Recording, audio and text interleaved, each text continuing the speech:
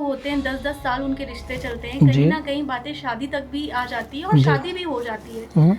लेकिन उसके बाद अगर मैं बात करूं डाइवोर्स की, तो उसमें कौन कौन सी चुनौतियां आती है?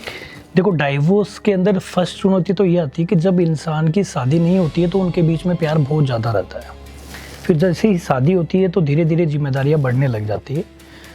तो जिम्मेदारियां जैसे जैसे बढ़ती है तो इंसान क्या होता है कि अपने पार्टनर्स को समय कम देने लग जाता है। तो पार्टनर्स क्या सोचने लग जाता है कि नहीं, ये मेरे से प्यार कम हो रहा है, ये हो रहा है। तो उनके बीच में जो मिसअंडरस्टैंडिंग बढ़ती है ना, ये भी एक दूरी आने की वजह होती है। क्योंकि वो उन दोनों को एक दूसरे को समझना चाहिए कि किस वजह से वो अपने को टाइम कम दे रहा है, क्या रीजन्स है, क्या वजह है। वो चीज़ें अगर समझे इंसान तो दूरी आना कम है। और सेकंड रीज़न ये भी हो सकता है कि जब इंसान की शादी का योग बन जाता है या शादी हो जाती है तो फिर जो कुंडली होती है वो दोनों पार्टनर्स के साथ में मिलके चलती है, सिंगल पार्टनर की नहीं काम करती है वहाँ पे। तो उन दोनों की कुंडलियों को ग्रह भी मिलान करना चाहिए शादी करने से पहले। ग्रह मिला करके फिर ही शादी करनी चाहिए मेरे हिसाब से।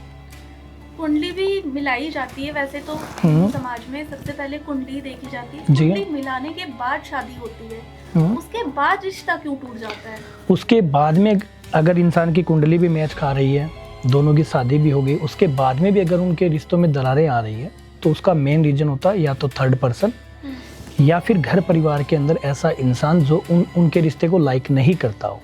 तो वो क्या करते हैं, आजकल जादू टोना, वशीकरण, ब्लैक मैजिक, ये सब चीज़ें चलती है, तो वो करवा करके उन दोनों के बीच में दूरियां ले आते हैं।